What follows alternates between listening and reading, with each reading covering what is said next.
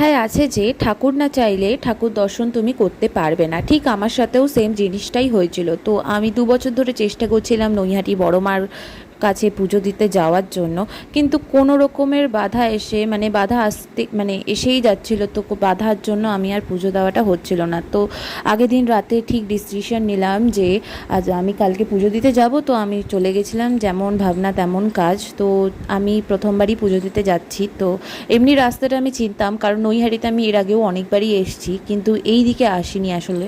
তারপরে চলো, মন্দিরের পাশেই একটা ডালা নিয়ে নিলাম, পাশে একটা দোকান থেকে ডালা নিয়ে নিয়েছিলাম। তো তারপরে আজকে যেহেতু বুধবার ছিল, তো ভিড়টা একটু কম ছিল। মায়ের মুখটা কি সুন্দর, মানে একটা আলাদাই স্নিগ্ধতা মানে ফিল করলাম। তো আজকে বুধবার ছিল, একটু ভিড়টাও কম ছিল, যেটা বলছিলাম।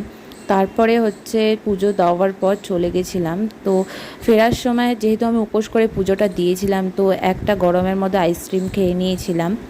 তারপরে তো ট্রেনে করে ফিরেছিলাম। তার আগে হচ্ছে আমি নিয়ে নিয়েছিলাম হচ্ছে ঠাকুরের একটা মূর্তি, মানে ফটো ফ্রেম। তো তোমরা সেটা দেখতে পাবে নেক্সট ক্লিপে। তো এই ফটো ফ্রেমটাই আমি নিয়েছিলাম। তো রাত্রিবেলা যখন ফিরেছিলাম তখন একটু দই ফুচকা খেতে ইচ্ছা করছিলো, যেটা পিওর ভেজ ছিল, কারণ আমি সারাদিন ভেজই খেয়েছি, কারণ আমি পুজো দিয়েছিলাম বলে।